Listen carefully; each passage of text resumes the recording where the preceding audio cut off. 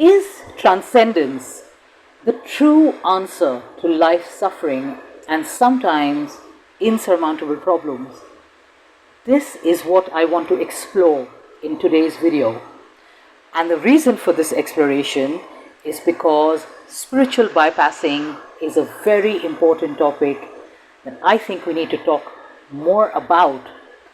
And in my experience, an unhealthy attachment to transcendent spirituality is the foundation of spiritual bypassing. As a shaman and a trauma psychologist, as someone who works specially with victims of abuse, I see that this is a pervasive issue where victims of terrible abuse and injustice who are deeply traumatized are then re-traumatized by well-meaning but draconian spiritual bypassing, which is based on the concept of transcendence. Recently, I visited beautiful Rishikesh in India, the yoga capital of the world, and also went to the very special Mahakumbh Mela, which is a very sacred event for followers of Sanatana Dharma and everyone else. And also went to my beautiful hometown in Varanasi, where I go every year. And this is a very sacred space for Hindus and several other spiritual seekers.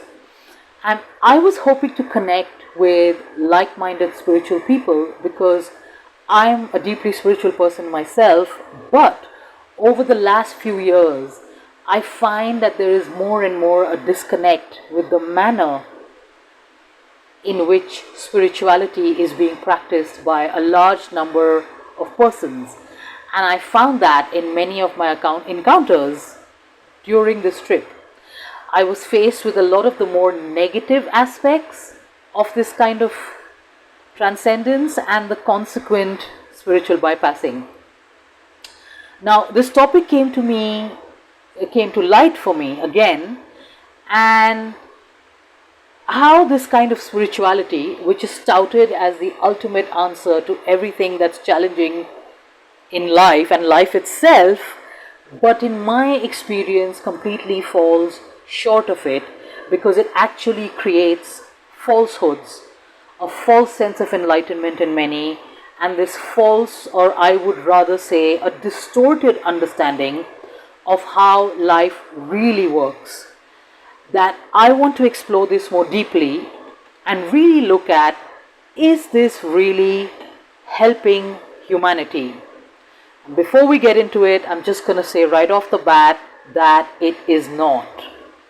And I'm also going to say that transcendental spirituality in practice, or the way it is propagated in the popular ways in which it is visible to the world, is a very patriarchal spirituality.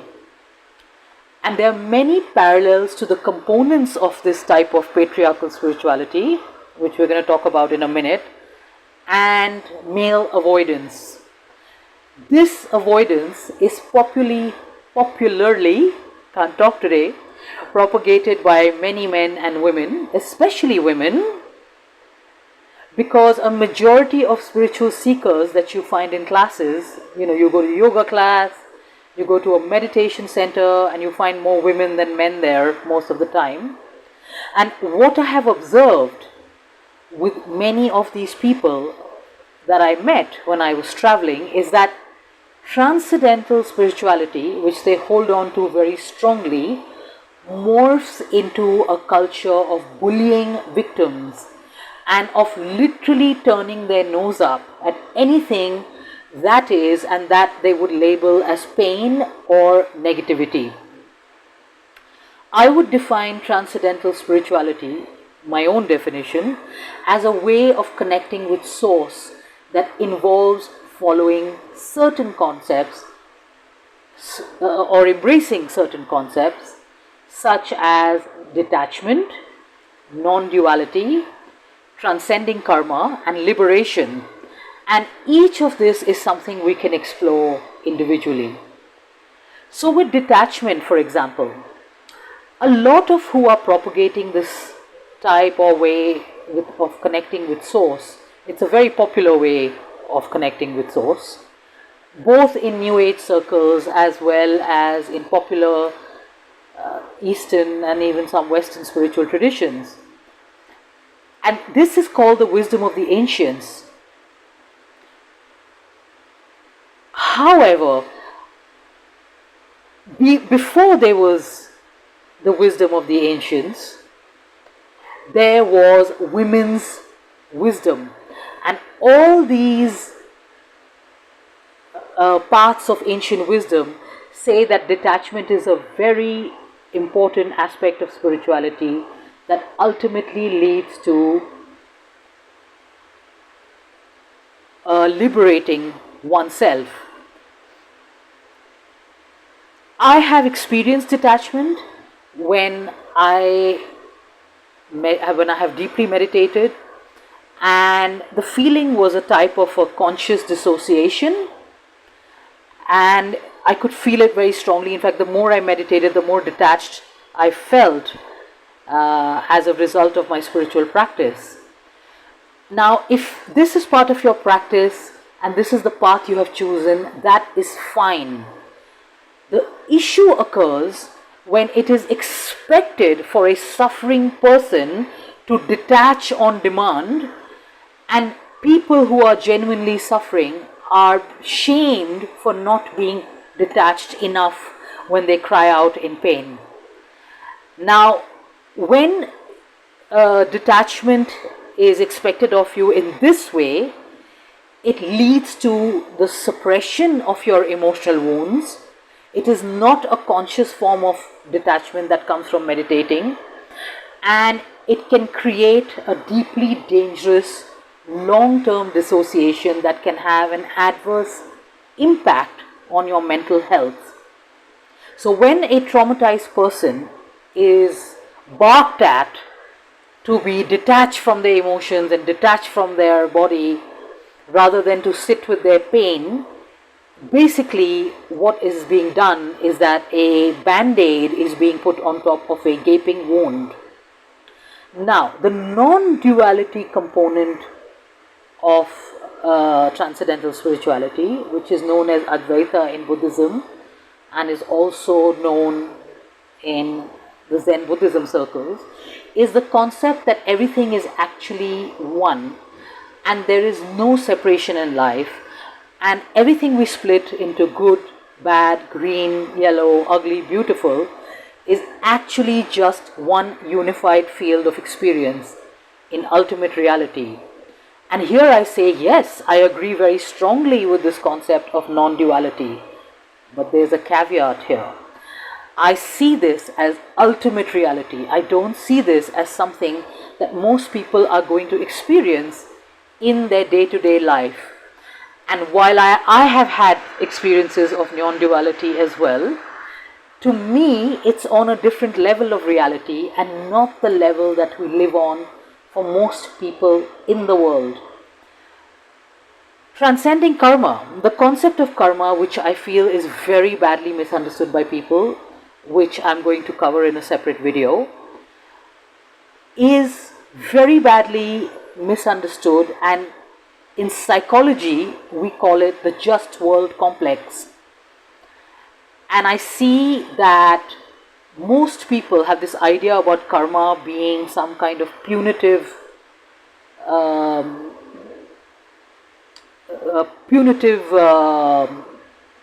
solution where you do something good and good things happen to you, and you do bad things and bad things happen to you, and the reality actually doesn't work that way.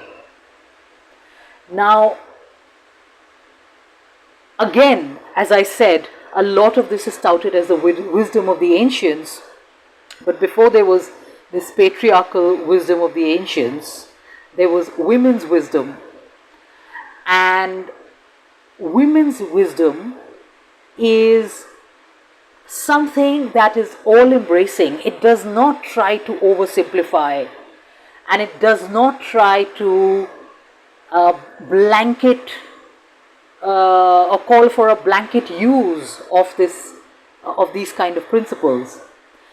Now, the concept of moksha that we have in, say, Hinduism, is that the ultimate goal of life is to be liberated from the cycle of birth and death, and that's what moksha is. And again, if this is your path, more power to you. But I have a question here.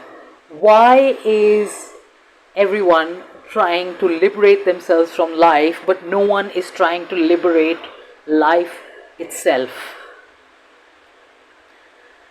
And if, for example, it is the purpose of life, let's just argue for the sake that this is the only purpose of life, is to liberate yourself from the circle of death and birth. For very practical reasons, this is not something that is going to be again achieved by a majority of people. And so why are we shaming them for their humanity in the meantime? Now, as a shaman, we often travel to alternative realities, and one of the things I have seen when I do this kind of shamanic soul travel is that so many souls want this earth experience, and they want it so badly, and they really want to be here, and they kind of will do anything to be here. And I have also seen in this realm that there are many who don't have particularly wonderful lives, but they still believe in life, and they still believe in existence, and they still want to be here. And this is not to minimize people who are, genuinely don't want to be here, who are suicidal, or for whom Mahasamadhi, which is the act of consciously leaving your body to merge with existence, is your path. I am not trying to put anyone down here. What I am trying to say is, why is this being used to minimize the experiences of people when they are in a different stage of evolution, and being used to bully them for not being on this path, and for having emotions, for having feelings, for dwelling on those feelings? Why is that so?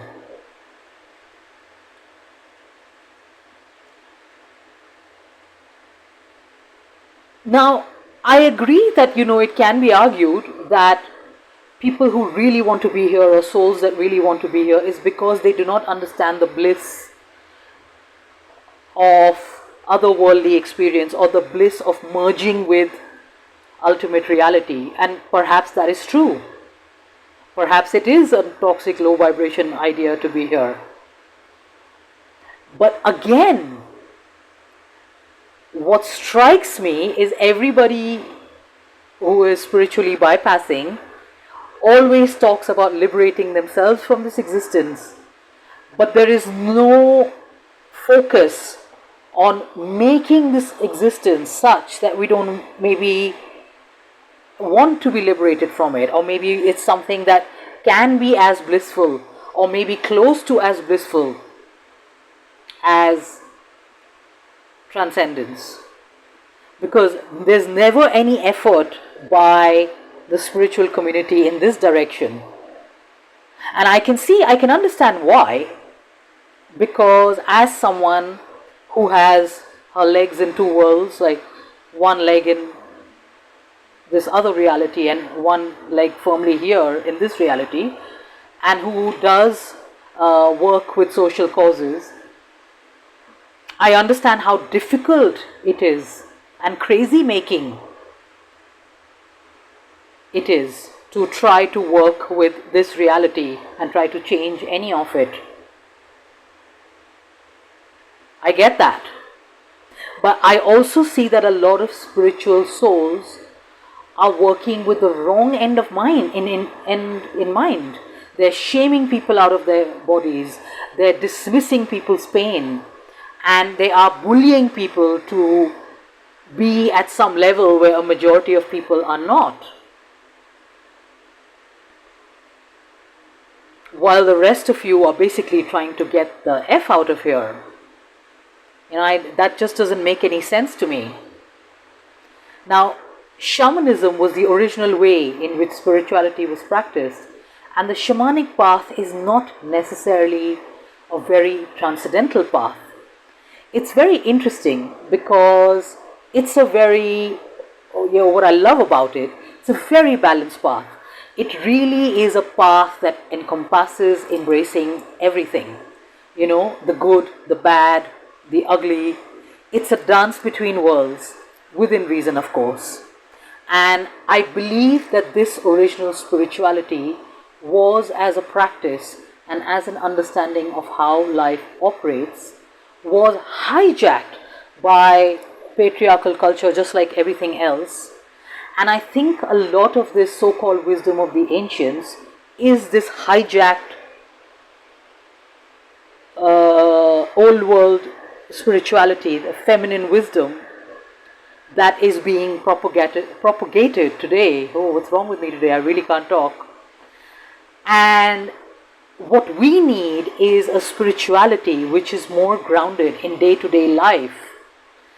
The pursuit of transcendence in the patriarchal spiritual traditions and the ideas around which it's organized is leading to a huge lack of compassion within the spiritual community. This is one of the biggest disasters when it comes to re-traumatization of humankind. Because the first trauma is the trauma that happens to us.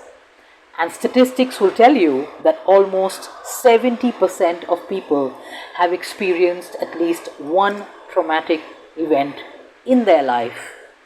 Being exposed to what we in psychology call a traumatic stressor is not very unusual. It's actually very common. And when we are exposed to something like that, and we are traumatized in that moment, and we seek help, many of us will go at some stage to either a religious or a spiritual organization or a leader or something that we believe that gives us a sense of community and a feeling of emotional safety. And there are very high chances that we will be re-traumatized because we will be gaslit about how we feel. We will be rushed to overcome what we feel by intellectualization and by spiritualization of the situation, and this will eventually come at the cost of suppression and even oppression of the injuries that they have from this incident, or we have from this incident. And there will also be a chance that we can be a victim of a lot of victim shaming, blaming, in all this rush to hush up the trauma and avoid the trauma in order to move to a higher level of spiritual growth. This is the kind of spiritual re-traumatization that can push people into dangerous addictions or to the edge of their mental health, and in some worst case scenarios lead to severe mental illness and even suicide. As I mentioned earlier, transcendence as the eventual goal of a spiritual path, that is the deliberate undertaking of a very small percentage of people, is fine. But even among the small percentage, it is not going to culminate in enlightenment for a good couple of lifetimes. A very large percentage of the population is not going to and has not been able to reach this level at all. So technically it helps very few people. And if it does not help a large percentage of humanity, which it doesn't, then why is it being touted as the blanket solution for the uprising of humanity as a whole? I think we need to relook at that, and I think we need to rethink that. Spiritual leaders especially must be careful to understand this and stop dismissing and invalidating the humanity of those who approach them for help or comfort. I have literally seen so many examples of this happening. I've had spiritual groups that I've been a part of where people who were suicidal were gaslit and told to ignore their suicidal feelings and just told to continue with whatever spiritual practice because that's what was going to solve all their problems and help them not suicide. And you know what? Eventually these people went and committed suicide, died by suicide. And then I heard even more ridiculous things said by the leaders of such groups, such as, oh well, this was their karma. And I'm like, really? This is your insensitive response to someone who has taken their life? And you have zero understanding of how destructive this is for the people who loved this person, and also for this person it's themselves.